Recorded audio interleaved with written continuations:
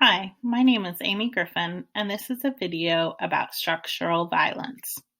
Johann Galtung coined the term structural violence in his article, Violence, Peace, and Peace Research.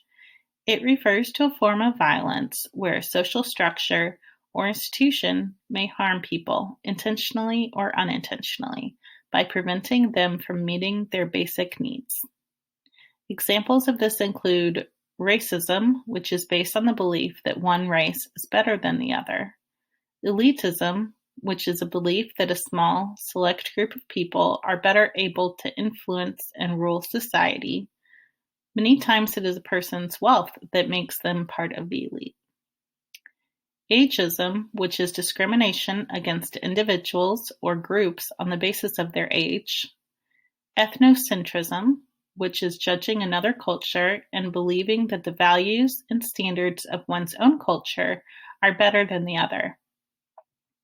Classism, which is prejudice or discrimination based on social class. This encompasses everything that is set up to benefit the upper class at the expense of the lower class.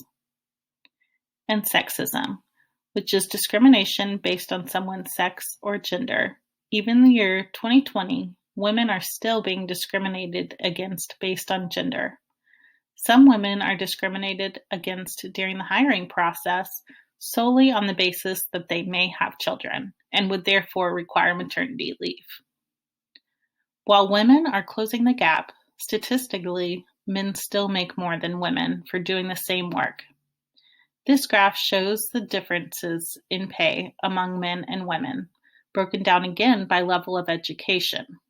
In both cases, women made less than men. In fact, the higher the education, the bigger the gap. Both of these examples could have a negative impact on the employee's physical and/or mental health.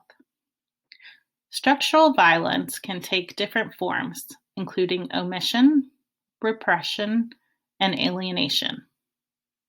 Omission, which is failing to provide assistance to people in need, such as food, shelter, or basic health care.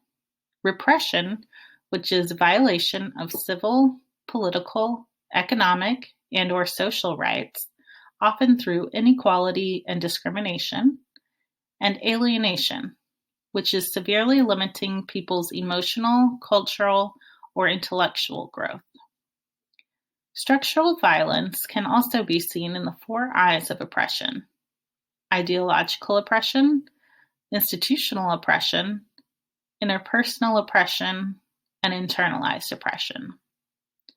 Ideological oppression is the idea that the middle and upper class deserve more authority than the lower class. Many stereotypes encourage this form of oppression. Institutional oppression is when the institution of society creates inequality between two groups of people. This is shown in the inequality in pay between men and women, even if they have the same experience and qualifications. For example, the United States women's national soccer team is in the process of suing the United States Soccer Federation due to pay differences between men and women. Despite their multiple World Cup championship victories, the women are paid significantly less than their male counterparts, who have not been as successful.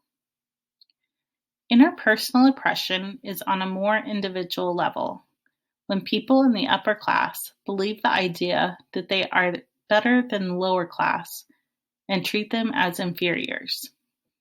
The dominant group may make jokes and/or harass the non-dominant group. This is often in the form of sexism, where these practices are so common that they are seen as normal.